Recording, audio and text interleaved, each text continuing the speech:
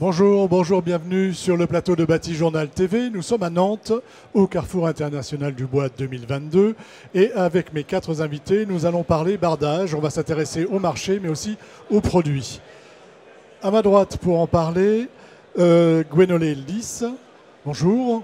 Bonjour Stéphane. Vous êtes chef de marché construction bois chez Pifto Bois.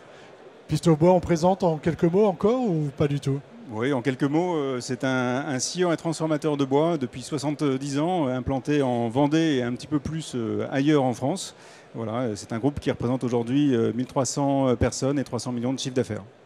Donc déjà un gros groupe. À ma gauche, Monsieur Arnaud Étroy, bonjour. Vous êtes le directeur du commerce du bois. C'est bien ça. Commerce du bois, qu'est-ce que c'est ? Alors le commerce du bois, c'est une association professionnelle qui regroupe différentes familles de métiers, à commencer par les importateurs de bois, également des négociants spécialisés bois. On a également des industriels fabricants de lames de terrasse et de bardage, et enfin des agents également. À côté de vous, Eva Cogent, bonjour. Oui, bonjour. Vous êtes chargée de mission seconde transformation du bois à la FNB. La FNB, C'est la Fédération nationale du bois, c'est l'organisation professionnelle des scieurs et transformateurs français, voilà, partout en France. du bois. À côté de vous, Manel Héon, bonjour. Bonjour. Vous êtes responsable marketing innovation chez le groupe IBS. Hein. On dit ISB. ISB Group ou groupe ISB ? Groupe ISB. Vous nous le présentez, s'il vous plaît ? Ouais, groupe ISB, un spécialiste de la Approchez un petit peu plus votre micro, s'il vous plaît. spécialiste de la transformation et des solutions bois en fait pour la construction, autour de 2 marques fortes, Silverwood et Simpla. Alors, on va d'abord planter le décor avec vous, Arnaud Étroy, et vous allez nous parler du marché. Où on en est dans le marché du bardage ? Alors je vais vous parler d'une étude qu'on a menée, qui est toute récente, qu'on a confiée à un consultant qui s'appelle Jean-Marc Mornas, avec le financement de France Bois Forêt, qui est notre interprofession nationale. L'étude, pour la mener, on s'est appuyé sur des interviews de l'ensemble des professionnels, donc des fabricants de bardage, plus de 98% de la production qui a été interrogée. On s'est également appuyé sur des maîtres d'ouvrage sur l'aspect vraiment perception du marché, et également sur des architectes. Donc l'étude a été restituée il y a quelques mois. Ce qu'il faut retenir de cette étude, c'est que le marché du bardage bois était un marché qui était assez stagnant sur les 10 dernières années. Là, depuis 2 ans, il y a eu une augmentation très importante du marché du bardage bois, puisqu'on était à plus 25% de production sur 2 ans, donc sur 2020 et 2021. Le marché du bardage bois, ça représente aujourd'hui à peu près 7 millions de mètres carrés de bardage, sur un marché global du bardage en France qui est de 40 millions de mètres carrés. Donc ça reste un matériau challenger qui est encore dominé aujourd'hui au niveau du marché par le métal et notamment l'acier. Mais le bois vraiment est en train de se développer de façon extrêmement importante. Qu'est-ce qui explique il y a l'intérêt, hein, on sait l'appétence pour le bois, il y a l'aspect environnemental, on va revenir avec vous tout à l'heure. Mais qu'est-ce qui explique ces 25% de progression dans une période qui a été compliquée en plus ? Alors, la période était compliquée. On a quand même beaucoup de Français qui ont finalement... il y a cet engouement naturel pour le bois. Il y a eu également le marché de la rénovation qui se porte bien. Il y a eu beaucoup d'extensions, de surélévation, d'aménagement également chez des particuliers. Également au niveau des collectivités qui s'intéressent de plus en plus aux matériaux bois. Et ensuite, on associe également le bardage bois à de la structure bois. Et on voit sur des bâtiments comme les écoles et autres que le bois pousse de plus en plus. Voilà, il y a de plus en plus de bois, il y a une réelle appétence pour le bois. Est-ce que ça veut dire aussi qu'on multiplie les entreprises qui vont proposer du bardage bois ? Alors c'est une offre qui est Est-ce concentrée que ça autour monte en même temps ? Disons que les entreprises, on a une dizaine d'entreprises qui sont vraiment des acteurs majeurs sur le marché.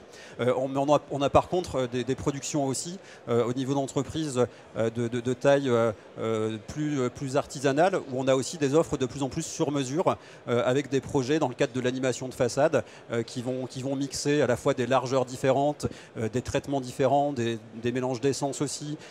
Et donc on a toujours cette offre industrielle qui se structure, qui est de plus en plus importante, avec des investissements très lourds, et on a aussi des entreprises qui sont présentes sur le marché de taille un peu moindre. Par contre, la production, on est vraiment sur une production nationale Ce qu'on peut dire sur les données du marché au niveau de cette étude, on a environ 50% du marché au niveau de la typologie des produits dominés par des produits, donc des bardages autoclavés, c'est environ 50% du marché. Ensuite, on a environ 30% du marché où on est sur des bardages avec finition. Donc la finition, on distingue globalement les bardages peints des bardages avec saturateurs. Et il y a une inversion, les saturateurs gagnent de plus en plus en part de marché au niveau de la finition et se développent de plus en plus. Et on a aussi l'utilisation de bois naturellement durables comme le mélèze ou également le Douglas, le red cedar. Là, c'est à peu près 20% du marché. Qu'est-ce qu'on peut dire d'autre aussi au niveau des provenances de bois peut-être? Oui, allez-y. Est-ce qu'on a du bois français, du bois du Nord? Alors, on a Est-ce du qu'on bois a tous français. les bois? On a effectivement tous les bois. Après, selon la typologie des produits, par exemple sur l'autoclavé, on a à peu près 80% de bois du Nord. On a également donc, du pin français et puis également du Douglas.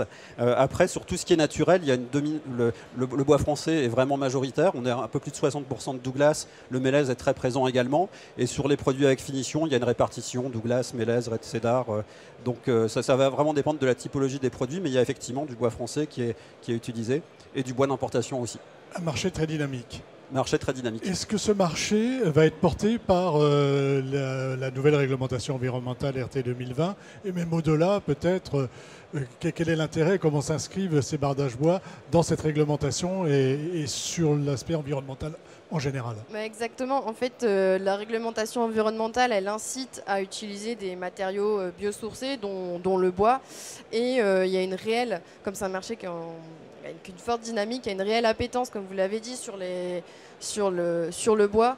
Donc le bardage répond en fait à ces Le bardage besoins. va pouvoir répondre à ce besoin de la Voilà. RE 2020 qui veut des constructions davantage décarbonées. Voilà, et pour ça, pour répondre à la RE 2020, il y a besoin d'avoir des données environnementales, ce qu'on appelle les FDES. Et c'est le cas pour le bardage. La FNB a réalisé des FDES collectives qui couvrent justement l'ensemble des configurations possibles pour toutes les essences françaises qui sont utilisées pour du bardage fabriqué en France. Voilà, c'est pas suffisant de dire je suis bon, je suis du bois, il faut encore le prouver, c'est ça? Exactement, les FDES, c'est lié à une norme, donc il faut suivre cette norme. Et la RE 2020 est une réglementation qui va au-delà, qui est la réglementation environnementale qui est française et va au-delà. Je reviens vers vous tout de suite après. Combien de FDES à disposition? Eh bien, justement, ce qui est pratique, c'est qu'on a une FDES collective qui regroupe toutes les essences et toutes les configurations possibles. Donc, que ce soit du bardage rainure languette ou du clairvoie, que ce soit à différentes épaisseurs, différentes poses horizontales, verticales.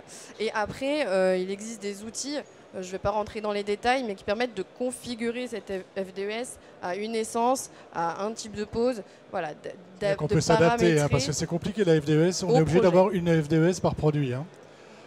C'est là où ça devient compliqué. Le but, c'est que les fabricants comme ISB comme Pivto puissent avoir ces outils-là et puissent s'en servir derrière pour aller plus loin et qui derrière pourront individualiser à leur production, à leurs produits. Vous vouliez ajouter quelque chose? Oui, parce que, donc, au niveau des FDES, donc, il y a la Fédération du bois qui a produit des FDES sur les bois français.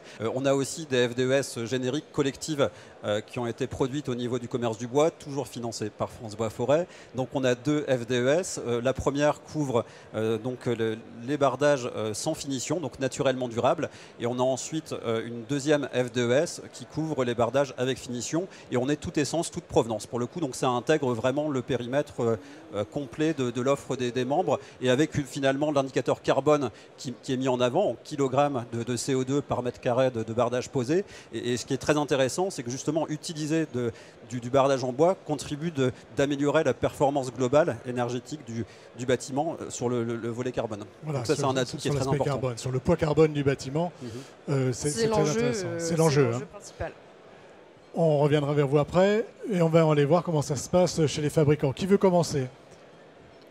Merci Manal. On part chez Oui, Picto. juste peut-être revenir sur l'enjeu effectivement de la RE 2020. C'est vrai qu'il y a un fort enjeu aujourd'hui sur la RE 2020 qui va être progressif en fonction des années. Plus on ira vers les années 2025, 2028, 2030, plus on aura un IC carbone, donc c'est l'indice carbone dans la RE 2020 qui sera indiqué dans les FDES, qui va permettre aux ACV, donc aux concepteurs des bâtiments, avec l'analyse du cycle de vie des bâtiments, Dynamique.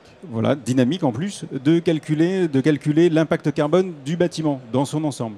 Et c'est là où les FDES, quelles qu'elles soient, qu'elles soient issues de la FNB, de France Douglas, de LCB, permettra de calculer vraiment l'impact carbone des bâtiments. Alors c'est vrai que sur les bâtiments aujourd'hui, on sait que l'impact du poids de la construction bois et de la structure va être très important, mais le Douglas, le bardage, lapsus révélateur, Et encore, le bardage permettra aussi d'aider à améliorer cet indice pas lui sur le qui carbone. représente le poids carbone le plus important, mais en l'occurrence, si on le remplace du bois, enfin de l'acier, exactement, par du bardage, voilà.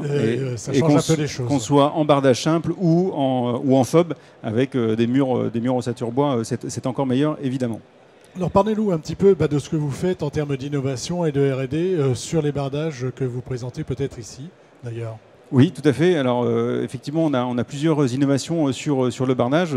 On a un historique de 70 ans sur la production, sur le sciage des bois, sur le séchage des bois et sur le rabotage des bois. Donc, avec le bardage qui fait partie aujourd'hui d'une large part de notre activité. Pour notre part, on s'approvisionne exclusivement sur des massifs français, avec une provenance des bois qui sont autour de 250, entre 80 et 250 km autour de nos sites de production français, donc en Vendée et en Corrèze, pour produire des bardages, donc soit en Douglas à 85% et un petit peu en épicéa de France toujours. Donc on est vraiment spécialisé sur l'usinage et le rabotage de profils spécialement dédiés au bardage, avec une utilisation majoritaire du bardage en Douglas, qui est une essence qui est très résistante sur l'application construction. Voilà, on est plutôt sur la partie naturelle dont parlait M. Étroit tout à l'heure. Alors pas simplement, puisqu'on fait des bardages naturels, mais il faut savoir que la durabilité naturelle du Douglas se fait uniquement dans la partie hors aubier, donc sur le duramen, donc qui représente une part pas majoritaire sur l'ensemble des bois. Et notre métier, c'est de transformer l'ensemble de l'arbre pour valoriser l'ensemble de l'arbre. Donc du coup, quand on n'a pas la durabilité naturelle du duramen, vous l'apportez. On confère la durabilité avec les préservations autoclaves. Donc ça fait 40 ans qu'on a cette expérience-là, ça fait vraiment partie des spécialités de l'entreprise. Et depuis 15 ans avec des préservations en couleur marron et 10 ans sur de la préservation grise, voilà, qui apporte ce pré-grisaillement du bois avec le grisaillement avec une couleur un peu particulière gris argenté sur le Douglas qui permet d'apporter vraiment un grisaillement naturel, voilà, qui est très recherché aujourd'hui. Par les architectes, mais on a envie que ça grisaille tout de suite. Parce que parfois, les mairies, les maîtrises d'ouvrage n'aiment pas trop que ça ne grisaille pas tout de suite. Donc c'est l'avantage. D'où l'intérêt d'avoir un pré-grisaillement. Et vous parliez des innovations. Oui, voilà, on a développé. Quelles sont les innovations ? Voilà, on a développé notamment des états de surface avec des micro-striés qui permettent d'avoir une pénétration de la préservation qui est beaucoup plus homogène, d'avoir un grisaillement qui est beaucoup plus homogène, donc très proche du grisaillement final qu'aura le bardage au bout de 5 ans, de 10 ans. Et toujours une garantie 10 ans sur la durabilité du Douglas. Voilà, donc c'est tout ce travail sur la durabilité du bois, sur la durabilité de la façade. Parce qu'une façade, il faut que ça dure. Exactement. Et si possible, éviter de revenir dessus avec de la maintenance. C'est vrai que pour les concepteurs, c'est quand même un enjeu qui est important aussi d'avoir un bâtiment qui est construit pour durer avec le moins possible d'intervention de maintenance, notamment quand on est sur des bâtiments de dimensions importantes avec des surfaces importantes. Quelque chose à ajouter sur ce que vous mettez en place aujourd'hui sur le bardage ? Non, peut-être aussi un dernier point peut-être sur les innovations avec le développement des bardages en lamellé collé qui permettent d'avoir une meilleure stabilité des bardages. Donc on a sorti des bardages Largo et Legato avec ces profils en lamellé collé qui permettent d'avoir des très grandes largeurs, donc de 200 et 240 mm, donc fixés avec 2 pointes. Qui permettent d'avoir en une seule pose, avec uniquement 2 pointes, tout de suite plus de 1 mètre carré par lame de bardage posé, ce qui est très, très, très utile pour les entreprises, qui permet de gagner du temps. C'est du bardage gagne-temps, on va dire. Exactement. Merci. Eh ben, on va aller voir ce qu'on fait chez vous. Donc c'est le groupe ISB, cette fois-ci je ne me suis pas trompé. Allez-y. Eh bien, pour nous aussi, l'occasion du Carrefour du Bois est une belle opportunité pour présenter nos nouveautés. Cette année, axée autour de 3 enjeux. Le premier enjeu, c'est justement le côté naturel, durable en fait, du bardage. Clairement, quand on choisit un bardage bois, il y a réellement un parti pris finalement pour le matériau. On a du coup travaillé sur des finitions biosourcées et des préservations aussi biosourcées pour que ce qu'on met sur le bois soit aussi chimiquement le plus écologique possible, le plus durable possible, avec une substitution des résines bases pétrolières, bases chimie pétrolière par des résines de base biosourcées plutôt végétales. D'accord, ça c'est quelque chose qu'on trouve sur l'ensemble de vos produits ou c'est des gammes spécifiques? C'est vraiment des gammes spécifiques là qu'on lance en fait à l'occasion du Carrefour du Bois et qu'on lance d'ailleurs sur du pain rouge Orobier. Donc ça nous permet d'avoir vraiment une essence naturellement durable associée du coup à des finitions vertueuses et des préservations vertueuses que nous déclinons aussi d'ailleurs les préservations sur la partie terrasse par la même occasion. Donc ça voilà, c'est vraiment le premier enjeu pour nous. Le deuxième point, quand on choisit aussi un bardage, ça reste un choix esthétique avant tout en fait pour ce revêtement de façade. Donc on continue à travailler, ça fait déjà plusieurs années, sur toujours proposer des profils de plus en plus proches des attentes du marché. On le voit sur les visuels autour de vous, plus épurés, les clairvoies, des faux clairvoies, du rythme. D'ailleurs en lançant des profils qui s'appellent Rhythmix. Donc notre but c'est plusieurs sections, plusieurs épaisseurs, largeurs, essence, finition, pour pouvoir en fait donner du rythme, personnaliser, donner une véritable silhouette en fait au bâtiment. Et puis on associe d'ailleurs à cet esprit de signature, de sur-mesure, un configurateur en fait 3D qui permet de créer son propre bardage, de le visualiser en 3D, voire même de le projeter via le configurateur ou designer sur sa propre façade, sur la photo de sa façade, pour en fait aider les clients à faire leur choix. Et puis pour compléter cette partie, clairement sur le choix justement, il y a une partie pédagogie, communication que nous travaillons d'ailleurs collectivement au sein de la filière pour mettre en avant le bois, promouvoir ses atouts, expliquer comment il se pose, comment il doit s'entretenir.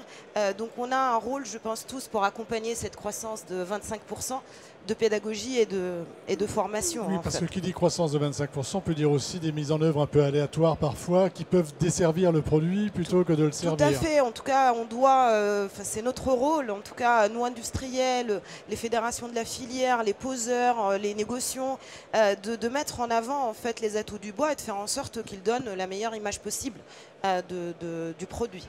De ce que je comprends de nos échanges là avec vous deux, c'est qu'il y a vraiment une multiplicité des produits. C'est-à-dire qu'on n'est plus uniquement sur le bardage bois qui vient fermer la façade, la finir, hein, mais on est vraiment... c'est une véritable signature en fait du bâtiment. C'est l'architecte pour lui met sa griffe finalement sur le bâtiment en personnalisant son bardage. Et puis pour finir, dernière partie d'innovation pour nous à l'occasion du Carrefour, c'est la partie technique finalement, réglementation incendie.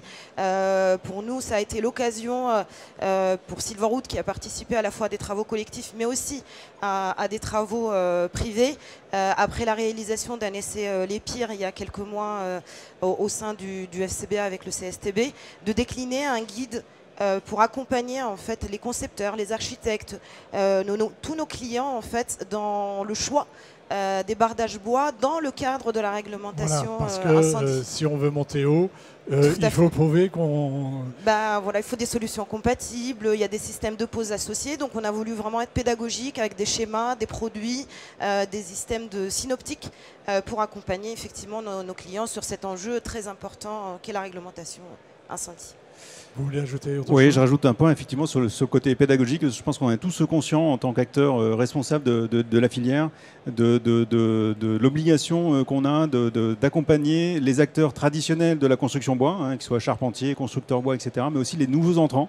Parce que c'est vrai qu'on a aussi, on fait face et on accompagne beaucoup sur la prescription des concepteurs qui utilisent pour la première fois des bardages bois. Qui ne sont pas forcément habitués, puisque comme exactement. Ça augmente, et donc on a un rôle très pédagogique pédagogique pour habituer aux règles de l'art, à la fois en conception et en pose, que ce soit sur le DTU, avec voilà, quelques règles de base, notamment sur la ventilation extrêmement importante sur le bardage bois ou sur la conception feu qu'on peut rencontrer sur certains types de bâtiments. Voilà, donc on a fait un bon tour d'horizon de ce que moi, architecte, éventuellement, je peux avoir comme type de bardage. Et en plus, des bardages qui vont me rassurer, normalement, si je veux monter dans les étages. On va parler maintenant avec vous, Eva Cogent, d'une campagne qui porte sur les terrasses et sur les bardages. De quoi s'agit-il ? Eh ben, c'est exactement dans cet objectif d'apporter des éléments pédagogiques pour apprendre à poser du bardage ou bien justement découvrir les produits et toutes les possibilités qui existent. C'est Mon Bardage Bois, c'est ça ? C'est Mon Bardage Bois. C'est une campagne qui est à l'initiative de la FNB et du commerce du bois. Donc c'est une campagne collective qui porte un message générique et collectif pour inspirer, montrer justement des photos de réalisation justement qui donnent cet aspect signature d'un bâtiment qui apporte une touche un peu artistique. Donc, qui est-ce que vous ciblez avec cette campagne ? Donc ce sont justement des professionnels donc des prescripteurs, des architectes, même des poseurs qui cherchent des informations justement pour suivre les règles de l'art en appliquant les DTU. Et donc sur la page, la landing page Mon Bardage Bois, on trouvera ces informations-là. Le Carrefour est justement l'occasion de lancer cette campagne, donc c'est aujourd'hui que ça démarre. Et donc n'hésitez pas à aller sur les réseaux sociaux, donc LinkedIn est justement le vecteur principal pour c'est là que vous allez communiquer, principalement. Principalement, oui. Est-ce que c'est des choses aussi qu'on va retrouver sur les sites internet des uns et des autres ? C'est un relais. Le but, c'est justement... Vous me dire oui ou non, il ne faut pas hocher la tête. C'est un relais, oui. C'est le but d'un travail collectif, filière, c'est de promouvoir le bois au sens large, c'est notre rôle à chacun, et puis les réseaux sociaux, etc., d'inspirer aussi les consommateurs finaux, de les rassurer, c'est très important. Effectivement, on veut donner envie, on met en relation également avec les professionnels. Je voudrais remercier le CNDB qui travaille à nos côtés sur cette action de communication. Et on sait qu'ils ont une base de données qui est très importante au niveau de la prescription et des architectes. Et donc c'est vraiment une action qui va se dérouler sur l'ensemble de l'année. On a un financement important, là encore, de France Bois Forêt. Et donc cible B2B, comme le disait Eva. Et puis des actions, réseaux sociaux, sites internet. Également un configurateur bois pour aider les maîtres d'ouvrage dans le choix du bardage. Donc ça, c'est extrêmement important aussi. Donc il y a beaucoup de très très belles actions. Donc c'est une première année et puis on espère que l'action se déroulera encore et puis que les entreprises la relaieront également. Qu'est-ce que je vais trouver dans cette campagne ? Est-ce que j'ai des infos sur quoi c'est de l'ARE 2020, de la formation sur le DTU, des choses comme ça ? Exactement, ça va être des informations sur la RE 2020. Donc on en parlait au début, c'est les FDES. Comment est-ce qu'on utilise... La RE 2020, pourquoi est-ce qu'on utilise des FDES, comment on les utilise et donc comment bien les utiliser. Comme je disais, des photos de réalisation, des tutos pour des conseils pratiques pour poser le bardage. Et puis beaucoup d'inspiration aussi sur justement les différentes typologies de façades, et le rythme qu'on peut donner aux façades pour montrer que voilà, toutes les potentialités du bois sur les constructions, que ce soit en terrasse ou en façade. Voilà, l'idée c'est vraiment de pouvoir montrer tout ce qu'on peut faire avec du bois en façade et montrer aussi qu'il est compatible avec toutes les réglementations, y compris la réglementation incendie. Et que le bois, le bardage bois est bien... un message important, c'est qu'on utilise du bois local et donc rappeler aussi que toute cette offre en bois local, elle peut répondre à ça. À l'ensemble des critères. Et peut-être aussi, aussi rappeler, pour terminer, voilà, tous les atouts du bois. J'ai bien vu. Non, mais tous les atouts du bois, qui est un matériau qui stocke le carbone, mais qui est aussi un matériau biosourcé et donc renouvelable, contrairement à tous les autres matériaux avec des ressources limitées, comme le sable et l'eau. Et que voilà, c'est le matériau sans doute le moins énergivore à la production. Donc voilà, donc c'est tous ces arguments-là aussi qui convainquent les concepteurs et même les particuliers. On passe l'effet de mode. En fait, on est vraiment sur un événement événement sociétal aujourd'hui qui pousse et qui permettent aussi d'avoir des progressions sur les volumes. Et nous, tous en tant qu'industriels, on essaye aussi d'avoir des investissements qui soient à la mesure de cet engouement pour répondre en termes de capacité et de volume. Et c'est ce qu'on fait en tous les cas chez Pifto Bois pour assurer des volumes de grande ampleur.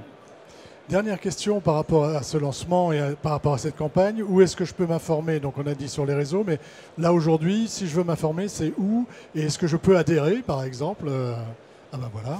Mais c'est sur la page, alors c'était présenté juste avant, sur la page internet donc monbardage.com, si je ne dis pas de bêtises. Voilà, monbardage.com, où tous ces messages clés sont diffusés, rassemblés. Également un annuaire pour trouver les bons fournisseurs, où trouver du bardage.